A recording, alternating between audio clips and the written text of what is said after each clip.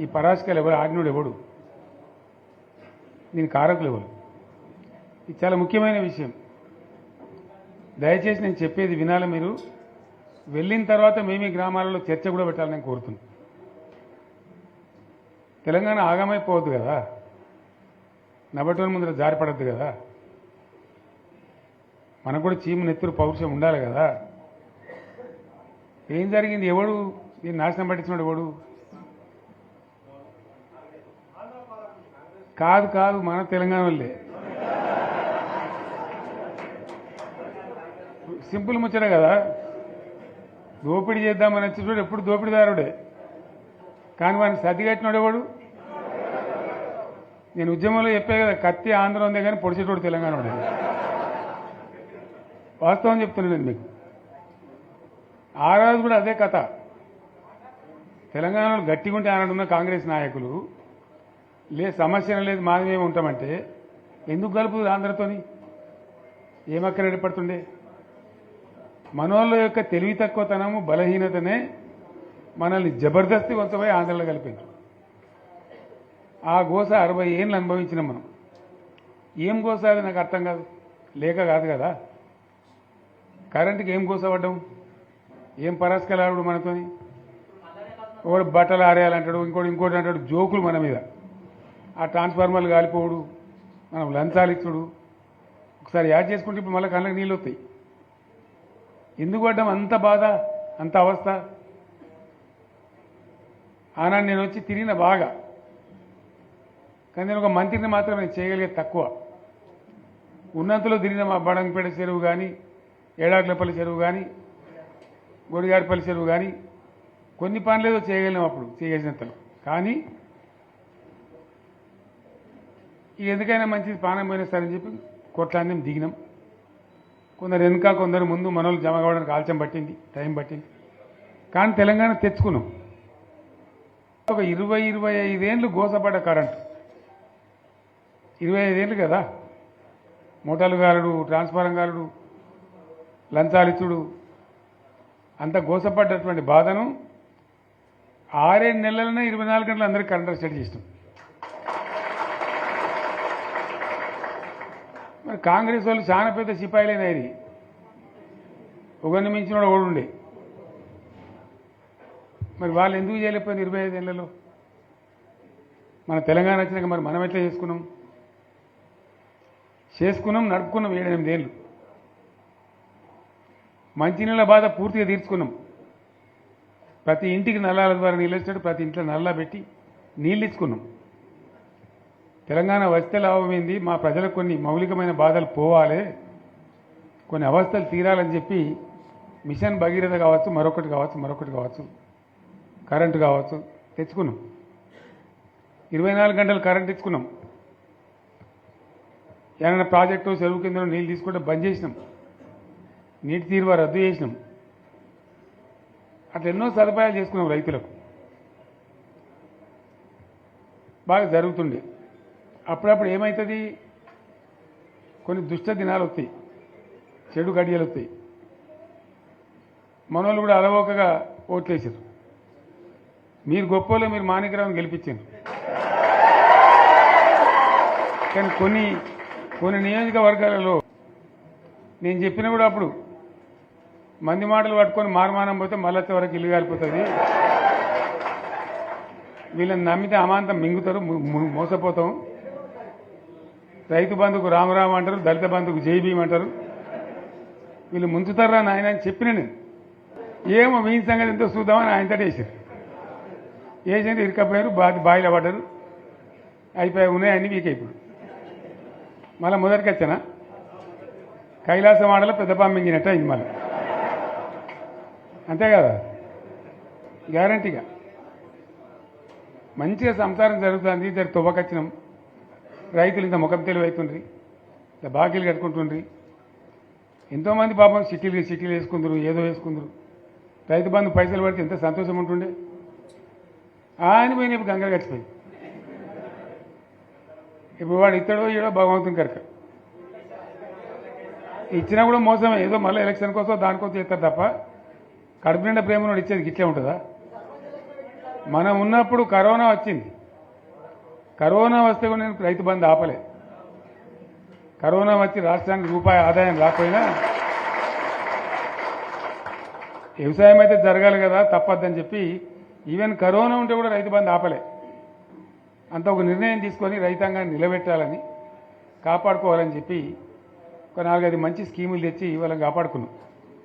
గౌరవంగా బతికిన రైతులు ఒక ధీమా వచ్చినండి. రైతు బీమా పడితే ఎంతమందికి సాయం జరిగింది?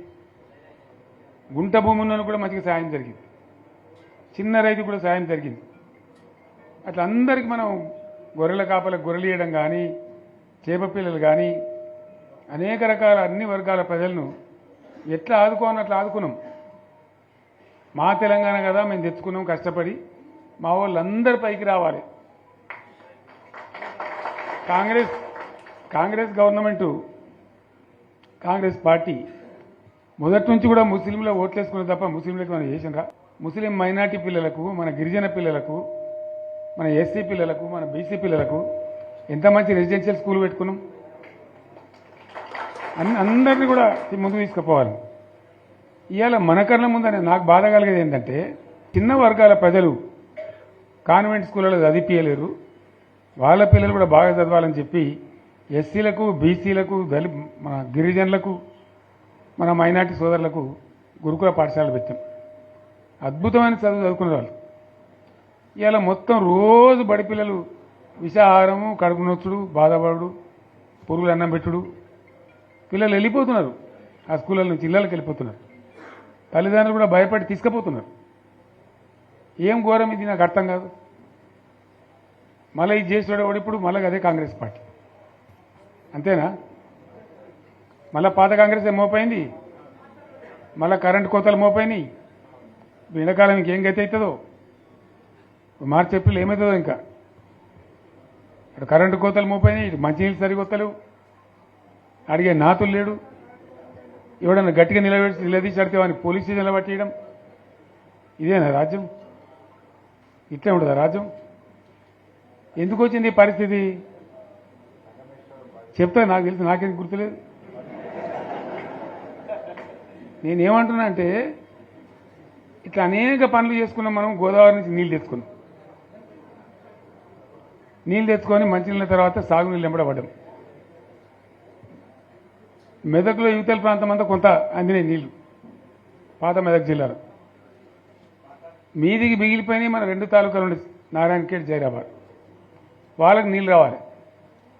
ఎట్లా రావాలి గోదావరి నీళ్లు? సింగూరు ఓ టైంలో నిండుతుంది, ఓ టైంలో నిండది. మరి నిండినప్పుడు ఎట్లా? గోదావరి నీళ్ళే దిక్కు. ఇక్కడ ఏదైతే మల్లన్న సాగర్ కట్టామో 50 టీఎంసీలతోని, దీనికే లింకు చేసి సింగూరు నింపేటట్టు సింగూరు నుంచి లిఫ్ట్ చేసి సంగమేశ్వర, బసవేశ్వర అని 2 లిఫ్ట్లు పెట్టుకున్నాం. 2 తాలూకాలకు, రెండింటికి కూడా లక్ష ఎకరాల పైచీలకు వచ్చేటట్టు ఎకరాల నీళ్ళ స్టేట్ పెట్టుకున్నాం. టెండర్లు పిలిచినాం, పనులు స్టార్ట్ అయినాయి, గుత్తేదారులు వచ్చిండ్రు, పనులు మొదలుపెట్టిండ్రు. ఇవాళ ఈ కాంగ్రెస్ గవర్నమెంట్ ఆ టెండర్లు ఎందుకు ఆపింది? సంగమేశ్వర, బసవేశ్వర ఎత్తిపోతల పథకాలు ఎందుకు నిలిపేసింది? ఎవరి కోసం నిలిపేసినట్టు? నేను హరీష్ రావుకు చెప్తున్నా, మీరు 2 తాలూకాల ప్రజలను కూడా సమీకరించి సంగమేశ్వర, బసవేశ్వర మీద పెద్ద ఎత్తున దండయాత్ర చేయాలి, పోరాటం చేయాలి. తప్పదు కదా. కొట్లాడితేనే తెలంగాణ వచ్చింది. ఇది కూడా రావాలని కొట్లాడాలంటే ప్రజలు విజృంభించాలి, అయితేనే నీళ్ళు వస్తాయి. సంగమేశ్వర లిఫ్ట్ రావాల్సిందే, బసవేశ్వర లిఫ్ట్ రావాల్సిందే. ఖచ్చితంగా 2 తాలూకాలకు కూడా 1,50,000 ఎకరాలకు నీళ్లు వస్తే పంటలు పండితే మనం బతుకుతాం. అంతే కదా. ఆందోళన కొడితే దానిలో సంగమేశ్వర, బసవేశ్వర ఆందోళన కూడా ఉంది. సింగూరు కాక సింగూరు మీది ప్రాంతానికి వచ్చేదంతా కూడా దాదాపు 70,000-80,000 ఎకరాల ఆందోళన కూడా ఉంది. సో అంత మంచి ప్రాజెక్ట్ ఇవాళ కాంగ్రెస్ ఎందుకు ఆపింది? ఓ మినిస్టర్ ఉన్నాడా, ఆయన ఆందోళన.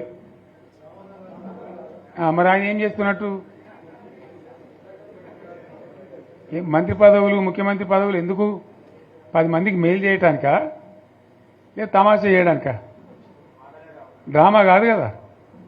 కాబట్టి మనం వీళ్ళ మెడలు వంచి ఖచ్చితంగా వాటిని సాధించాలంటే పోరాటానికి సిద్ధం కావాలి.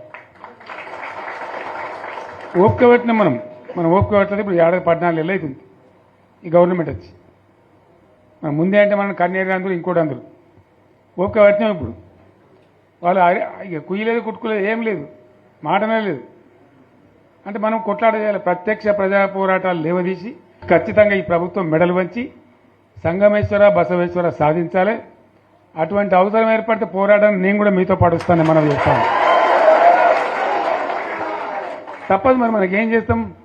మంచి మాట చెడ్డ మాట అంతే కదా. పోరాటం నిలదీయాల్సిందే. మీ ఎమ్మెల్యే మాణిక్యరావు నాయకత్వంలో, అక్కడ మాజీ ఎమ్మెల్యే భూపాలరెడ్డి నాయకత్వంలో, మీ జిల్లా నాయకుడు హరీష్ నాయకత్వంలో ఖచ్చితంగా దీని మీద పోరాటానికి మీరు బాటలు ఏర్పాటు చేయండి. మొత్తం యావత్ జిల్లా కూడా మీతో కలిసి వస్తుంది. అందరు నాయకులు వస్తారు, అందరు కూడా ఉంటారు. సంగారెడ్డి ఎమ్మెల్యే గారు కూడా మీతో పాటు ఉంటారు. అందరం కలిసి కొట్లాట తప్ప రాదు.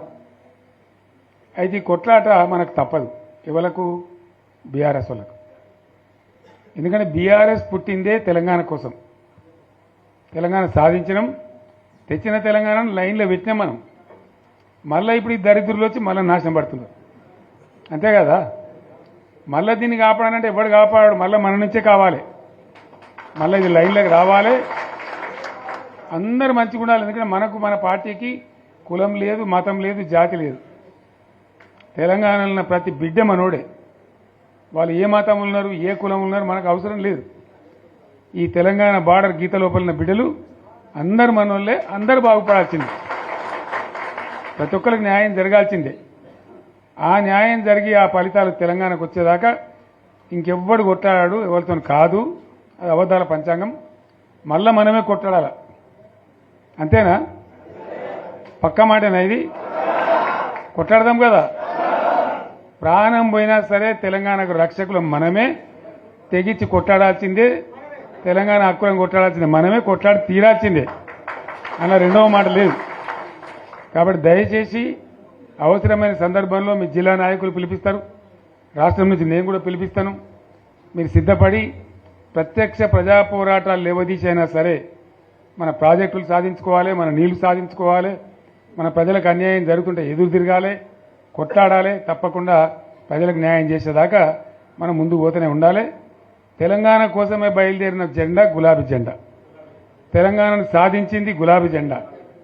తెలంగాణను మంచిగా చేసి లైన్లో పెట్టింది గులాబీ జెండా. భారతదేశంలో నంబర్ 1 అనేక విషయాలలో చేసి సాధించి చూపెట్టింది గులాబీ జెండా. జర్రంత మోసం జరిగింది. ఆ జర్రంత మోసానికి ఇవాళ ఓడోడిగా ఉనుక మీద రోకలనే దుంకులాడుతుండు. అంతే కదా. ఎందుకు వానికి దాని కూడా ఏమేమో మాట్లాడుతుండు. సరే, నేను గంభీరంగా మౌనంగా చూస్తున్నా. నేను కొడితే వట్టి కొట్టు నాకు అలవాట్లేదు కదా. నేను వెళ్ళినా అంటే మళ్ళీ భూకంపం పుట్టాలి. ఇక చూద్దాం ఎక్కడి దాకా చేస్తారో, వీళ్ళ కథ ఏందో చూద్దాము. మనోళ్ళందరూ కూడా ప్రతిపాదిస్తుంది ఏంటంటే, ఒక సంవత్సరం జరిగిపోయింది. సంగమేశ్వర ఆన్నే పన్నది, బసవేశ్వర ఆన్నే పన్నది, పాలమూరు ఎత్తిపోతల పథకం ఆన్నే పన్నది, కాళేశ్వరం అట్లా ఎండబెడుతున్నారు. ఇవన్నీ అన్యాయాలున్నాయి. కాబట్టి ఫిబ్రవరి నెలాఖరులో ఒక పెద్ద బహిరంగ సభ పెట్టాలి, వీళ్ళ కథ చూడాలి అనేది జరుగుతూ ఉంది. కాబట్టి మీరు కూడా పెద్ద ఎత్తున దయచేసి ఆ సభకు కదిలి రావాలి. అంత దూరమే ఉండదు. తెలంగాణ శక్తి ఏందో మరొకసారి చూపించి వీళ్ళ మెడలు వంచి ఇప్పుడు సాధించాలి. భవిష్యత్తు కోసం కూడా కొట్టాడకు మనం సిద్ధంగా ఉండాలి. ₹1,00,00,000 భూమి ఇప్పుడు 50 లక్షల కాడికి వెళ్ళాడు.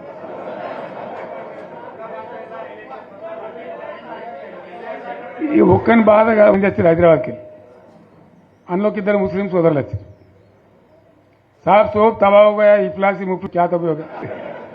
तुम्हारे क्या हो? तुम हैदराबाद में तुम लोग हैं। मेरा कारोबार है साहब, मेरा छोटा मोटा कारोबार है, होटल भी है. 70% गिर गया अब. हर कोई पूछ रहा है, हर कोई केसीआर को याद कर रहा है साहब अंటారు. వాళ్ళు మాట్లాడుతున్నారు. ఎక్కడ ప్రతి ఒక్కరు భూముల ధరలు పోయినాయి, మన్ను పోయినాయి, మసానం అన్ని పోయినాయి. ఎంత మంచిగా 4 ఎకరాల రైతు నేను 4 కోట్ల ఆసామని అనుకుంటుండే. అంత ధీమా ఉండే, ఎంత బాగుండే. హైదరాబాద్ నుంచి అడిగితే కూడా వచ్చి మనం ఇవ్వకపోదాం భూములు, డిమాండ్ పెరగానని. అంత బ్రహ్మాండంగా మారుమూల ప్రాంతంలో కూడా 40 లక్షలు 50 లక్షలు ఎకరానికి ఉండే అటువంటిది సగానికి సగం పడిపోయి మొత్తం నాశనం చేశారు. వీళ్ళని ఇట్లే వదిలిపెడితే ఇంకింత నాశనం అవుతుంది. కాబట్టి మనం కొట్లాడాల్సిందే. నేను ఇంకొక మాట మీకు చెప్తా. ఎలక్షన్లలో నేను మస్తుగా చూసిన 50 ఏళ్లలో పార్టీలు గెలుతాయి ఓడుతాయి. ఇంత మాయలు మీ ఏడాది లోపలనే కాంగ్రెస్ పార్టీ దొరికితే కొడతాం రాని అంత కోపంలా ఒక్కటే ఏడాది ఇంకా వాళ్ళ బొంద తెలివికి నిన్న వాని పార్టీడే మంది పెట్టలు అదేందో పోలింగ్ పెట్టిన వాడు చూసిరా మీరు? ఆ పోలింగ్ పెడితే 70% మనకు వచ్చింది, 30% మనకి వచ్చింది. వాడు పెట్టిందే మనం పెట్టింది కాదు. 75 ఇది పరిస్థితి. అదే నేను ఏమంటున్నా అంటే ఫామ్ హౌస్ అంటే ఇక్కడ ఏముంటుంది? వారి ఉంటుంది, మక్కు ఉంటుంది, అల్లం ఉంటుంది. కాంగ్రెస్ వాళ్ళు అయితే మనిషి తెరిస్తే పారబడి తవ్వచ్చు కూడా ఇక్కడ లంగత దీన్ని ఫామ్ హౌస్ అని మనం బదనాం చేసి అంతే కదా. నేను ఏమంటున్నా అంటే అన్ని మబ్బులు వీడిపోయినట్టు ప్రజలకు అన్నీ తెలిసిపోతున్నాయి. మంచి ఏంది, చెడ్డ ఏంది, ఏం జరిగింది అన్నీ ఇంకా ఘోరమవుతుందని చెప్తున్నా. వీళ్ళ తెలివితక్కువతనానికి ఏమైంది? నిన్న మొన్న రిపోర్ట్ వచ్చింది. Comptroller and auditor general of India అని కాగ్ అంటారు దాన్ని. కాగ్ రిపోర్ట్ వచ్చింది. గవర్నమెంట్లో వచ్చిన ఆదాయం కంటే 13,000 కోట్ల రూపాయల ఆదాయం తగ్గిపోయింది. ఇంకా మార్చికి పోయేవారికల్లా ఇంకో 3-4 వేల కోట్లు అవుతుంది. అంటే 15,000 కోట్ల ఆదాయం పోతుంది. 15,000 కోట్లు పెంచుకుంటూ పోయినా నేను చెప్పి చేసుకుంటూ పోయినాం. ఏడాది 10 నుంచి 15,000 కోట్ల ఆదాయం పెరిగేది మన టైంలో. అంత జాగ్రత్తగా మనం వ్యవహారం చేసినాం.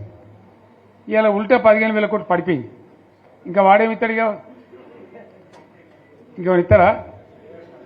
ఇంకో 4-5 నెలలు అయితే జీతాలకే కష్టమైంది ఉంటుండ్రు.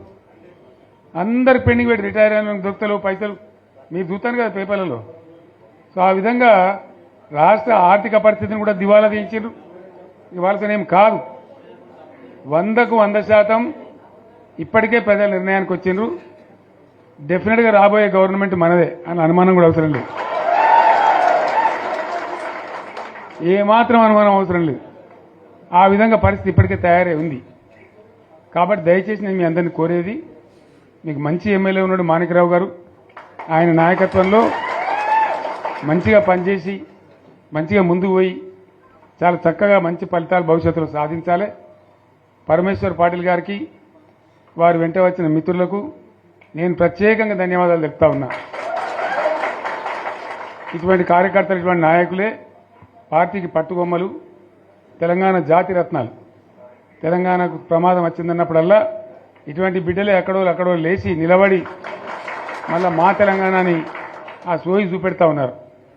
మీరు నడిచిన 140 కిలోమీటర్ల పాదయాత్ర వృధా పోదు. ప్రజలందరూ మిమ్మల్ని చూసిండ్రు. దాంగా తోపుంట కూడా మీతో ఎంతోమంది మాట్లాడిండ్రు, అడిగిండ్రు మిమ్మల్ని ఎందుకు పాదయాత్ర ఎత్తున్నది. మీరు కూడా అందరికి చెప్పిండ్రు. అంతే కదా, మీకు కూడా అర్థమైంది ప్రజలు ఎంత వ్యతిరేకం ఉన్నదనేది. సో ఆ రకంగా మీ పాదయాత్ర వృధా పోదు, మీ కష్టం వృధా పోదు. తప్పకుండా రాబోయే రోజుల్లో విజయం మనదే. అయితే మన విజయం మన కోసం కాదు, అది తెలంగాణ విజయం కావాలి, తెలంగాణ ప్రజల విజయం కావాలి, తెలంగాణ రైతుల విజయం కావాలి.